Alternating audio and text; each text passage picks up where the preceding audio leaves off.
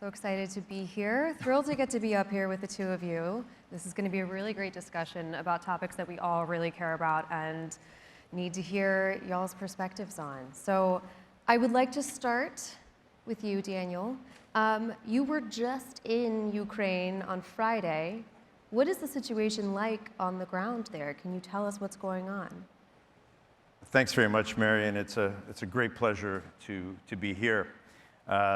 It's a long way to get here these days. I'll never complain about the lines at passport control in Kyiv airport when it reopens again. It's a difficult situation right now, as it has been throughout. We're advancing in some areas and we're in a stalemate in others. A lot of it has to do with the fact that we were advancing before, but they've now thrown masses of people, most of them prisoners, that they've emptied their prisons out at our troops that have slowed us down. But you know, throughout this war, throughout this battle, I mean, it's amazing that we are even where we are today. We weren't supposed to be here. Right. And you know, all the predictions that 3 days and they're going to roll Kyiv, in a week and 3 weeks they're going to take all of Ukraine. And to an enormous extent, that's because of the fact that Ukrainians are resistant, they're resilient, and they're resolute. And we have this concept of total resistance. And it comes from the fact that the entire country is at war. And I joined the Territorial. I live in Kyiv. I've been living in Ukraine for 30 years. I'm a Canadian. I joined the Territorial Defense Forces even before the war started. I was one of the few people that actually thought there was going to be a war.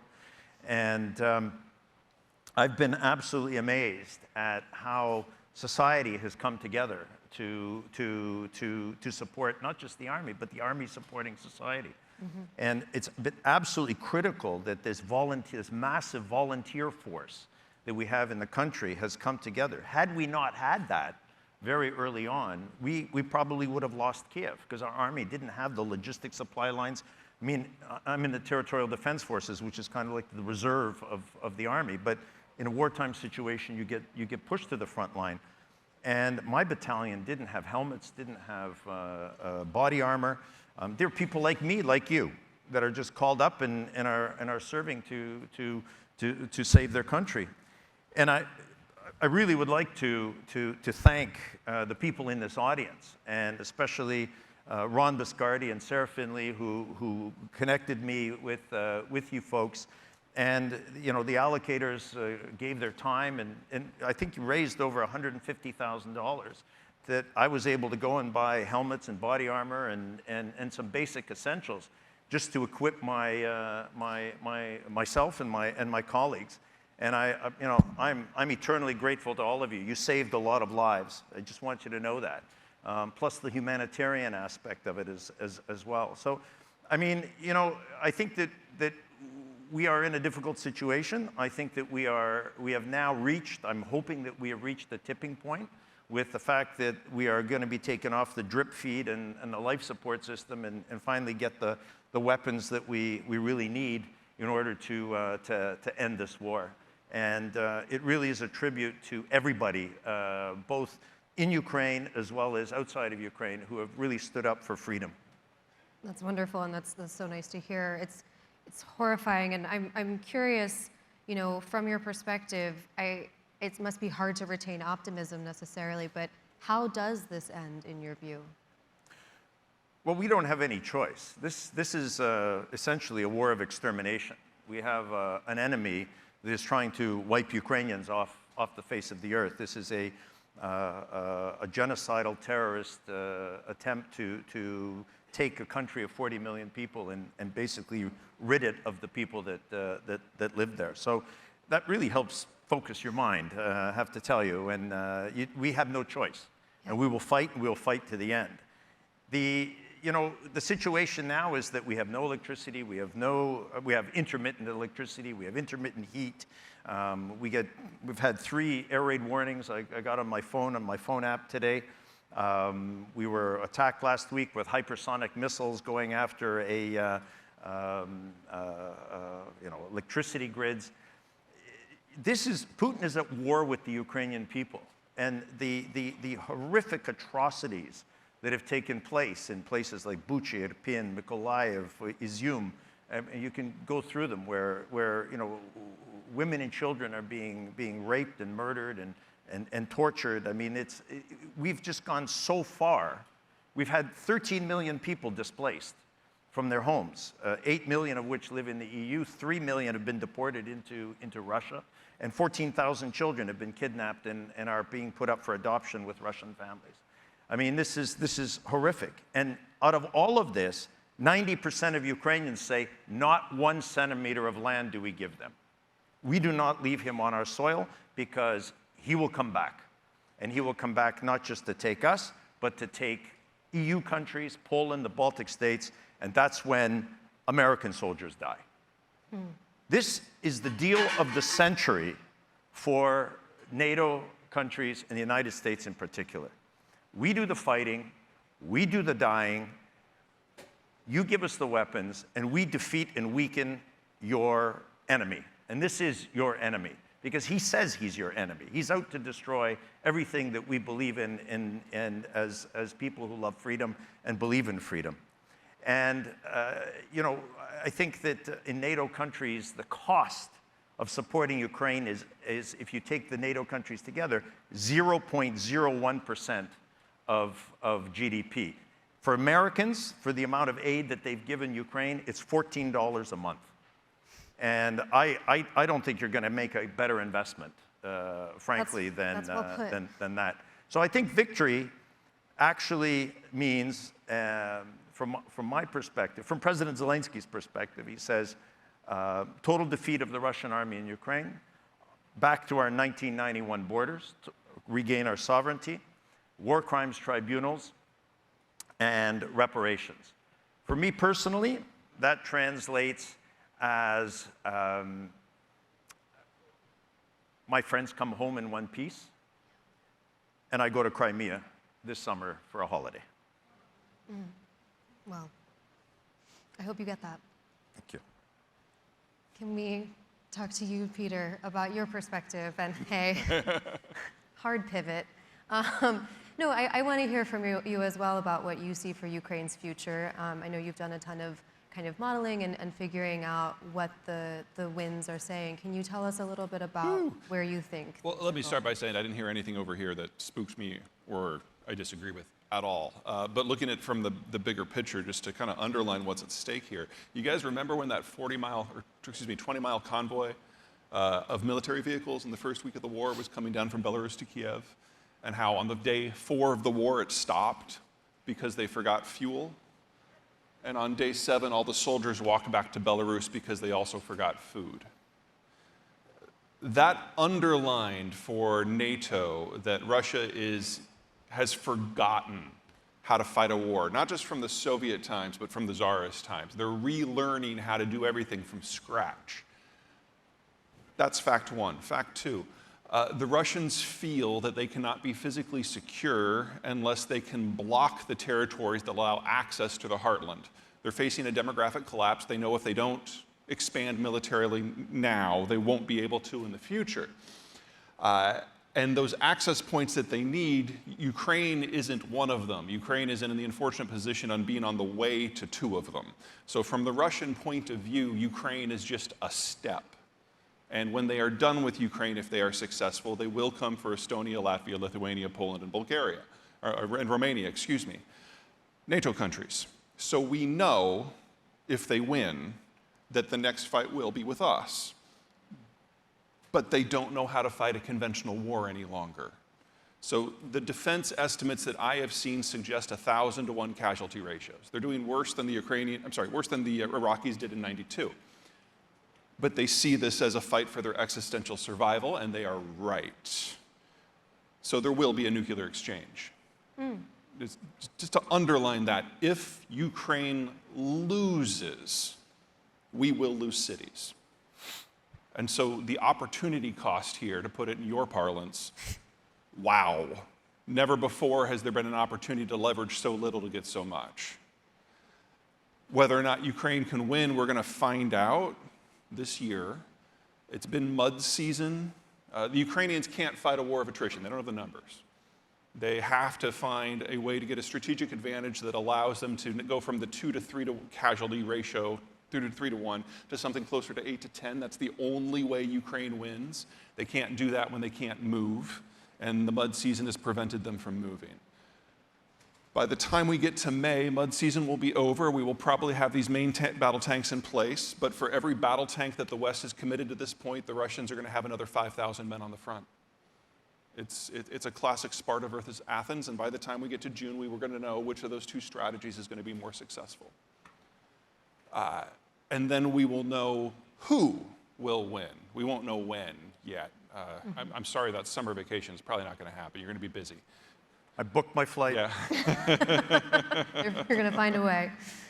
Well, it's amusing, if a little depressing, to hear the kind of risk reward. I love that you're putting it in that parlance. Can you, I mean, both of you think a lot about what this means for investors, for kind of the entire global supply chains and all of these industries that depend on it. So can you talk a little bit, Daniel, we'll start with you, with how investors should think about this, what the ripple effects are that investors should be thinking about? Yeah, this is, I'm probably not going to say super popular things. Maybe I will, I don't know. Just useful, doesn't have to be popular.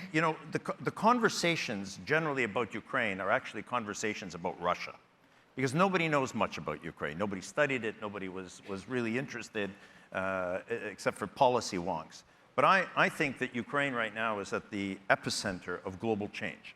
And we used to talk about the reforms that needed to take place in order to build a European Ukraine. I'm actually thinking now about a Ukrainian Europe.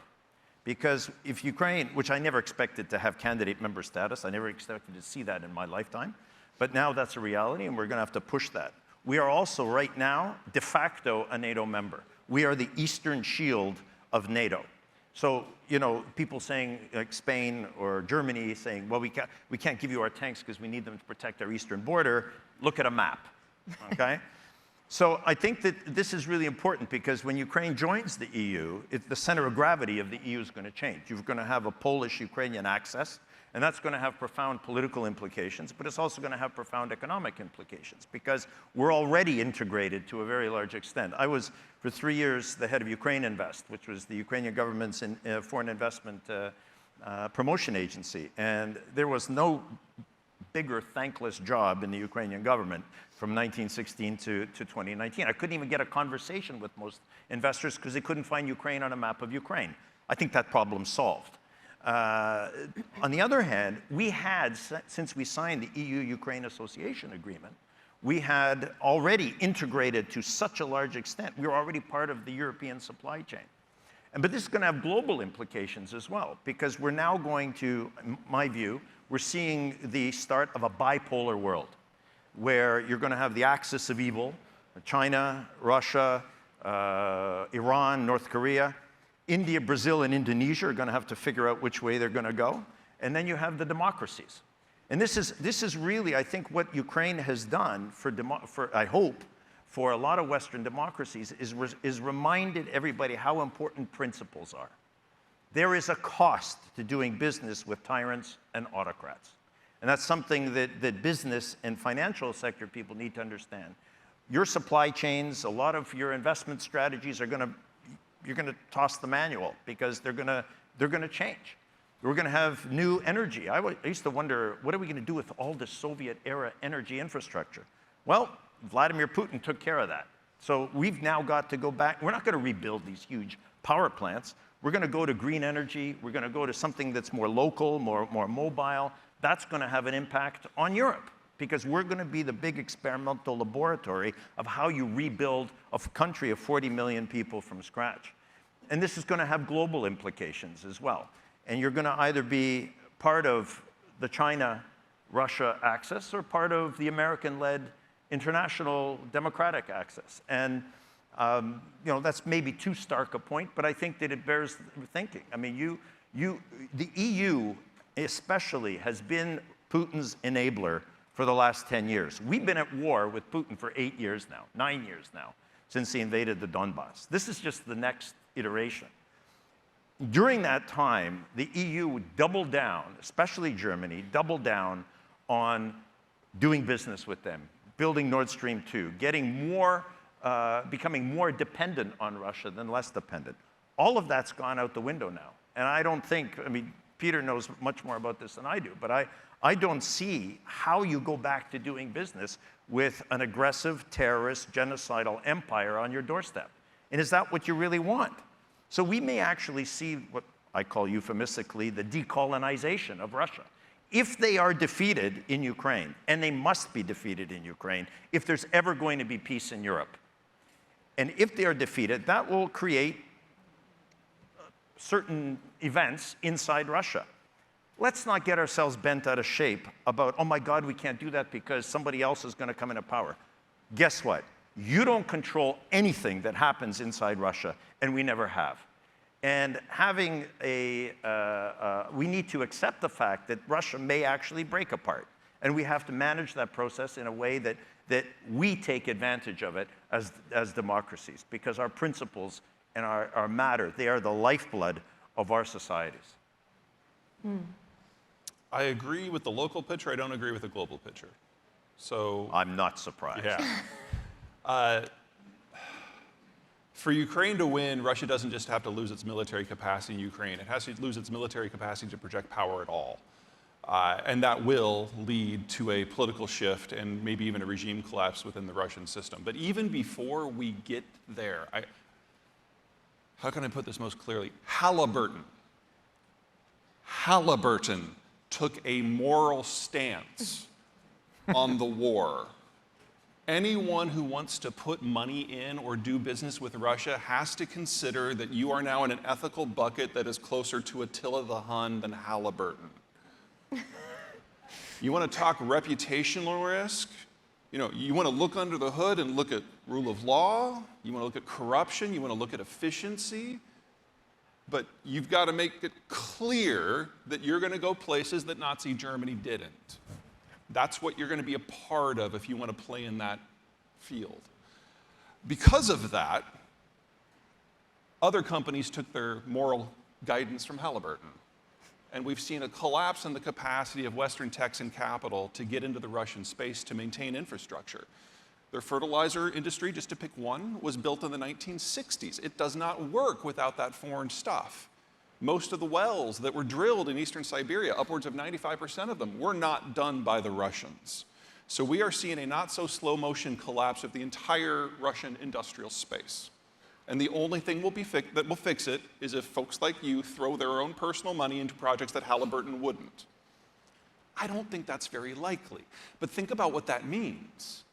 Not only are we going to be losing over the next several years in bits and pieces or all at once, it could go any number of directions, we're losing the world's second largest exporter of crude and refined product. We're losing the largest source of palladium, the second largest source of platinum group materials, the third largest source of copper, the third largest source of titanium and aluminum. You know, this has very real consequences.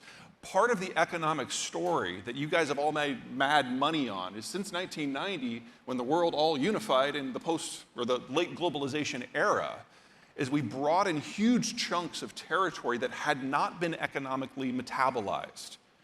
This is China, this is Brazil, this is Russia.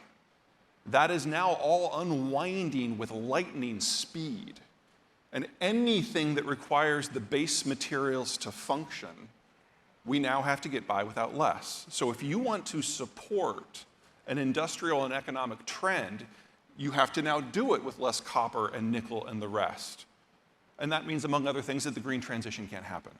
We just don't have the stuff. We have never, in the history of humanity, doubled the industrial production of any material that we were already using within 10 years. And we now need 3 times as much copper and 4 times as much chromium and 10 times as much aluminum and 10 times as much lithium and 18 times as much graphite, and we're losing Russia, making that statistically impossible. Something will give here. So that's kind of the geopolitical basis. Should we go into demographics now? You were like all psyched about that earlier. I love demographics. All right. Please. I want to come back to this, though. Yeah. Let's put a pin in it. Okay, so think of a demographic structure like a pyramid. You've got lots of children at the bottom, very few retirees at top, and just mortality builds it up like that. When you've got a lot of folks under age 40, you've got a consumption-based system that is driven by what people are doing to build their homes and buy their cars. High inflation, high consumption tends to be high import as well. But as technology improves, as you industrialize and urbanize, your population structure turns into a chimney, and that's kind of the magic moment, because you've got a lot of people aged 20 to 45 who are consuming, and a lot of people aged 40 to 65 who are investing. A good balance of consumption and productive workers. And that is the moment that most of the world has been in between roughly 1980 and 2015.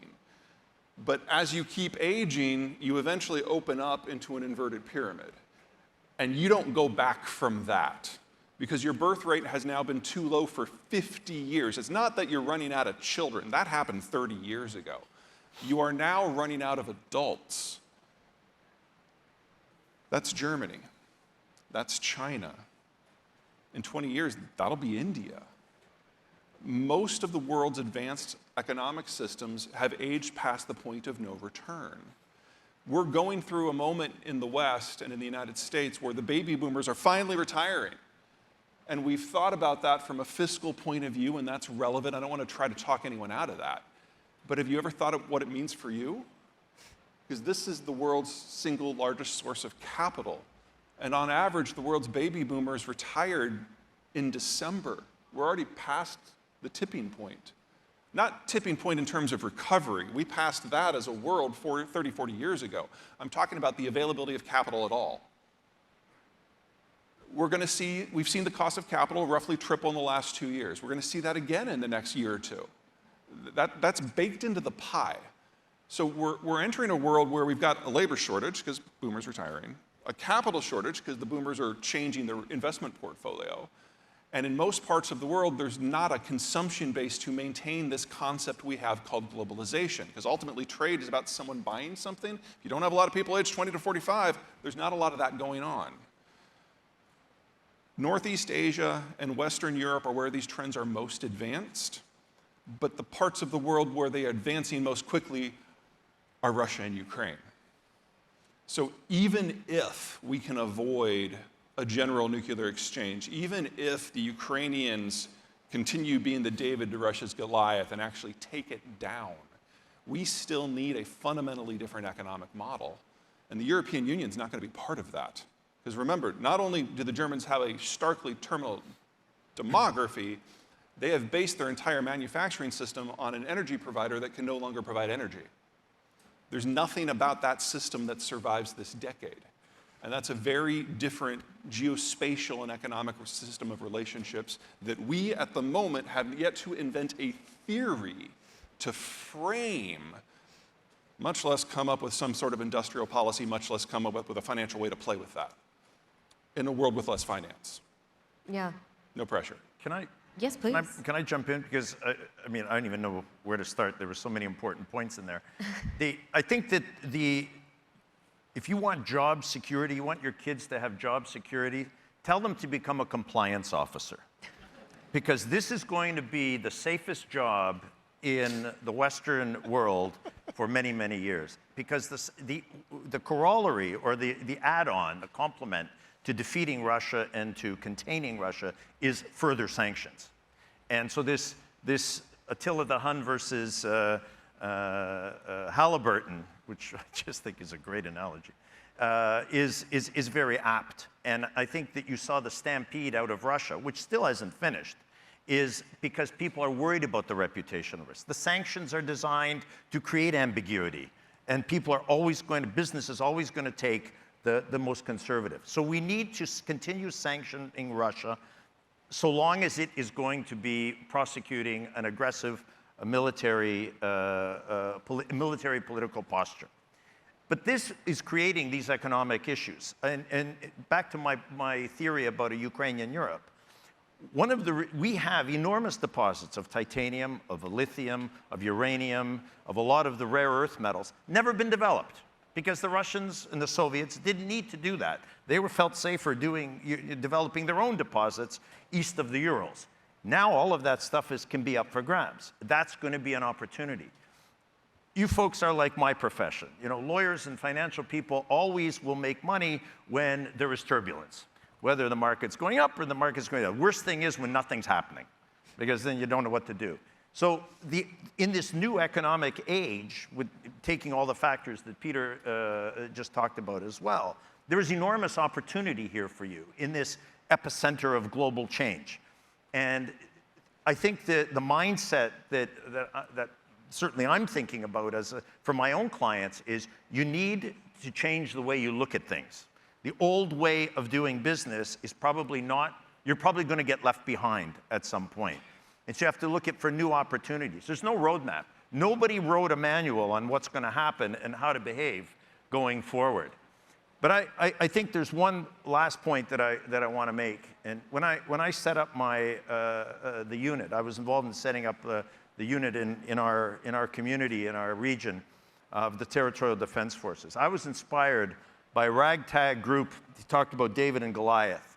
A David and Goliath ragtag group of people who really wanted to fight tyranny and be free and develop and build something great. That was the 13 colonies. This was the founding fathers and the ragtag army, revolutionary army, that defeated the Goliath of their day and built the most phenomenal country in the world, and the most powerful country in the world, the most economically successful country in the world. And they did it because they believed in principles. Somewhat aspirational, still a work in progress, but those principles are fundamental, and they are the ones that are driving us.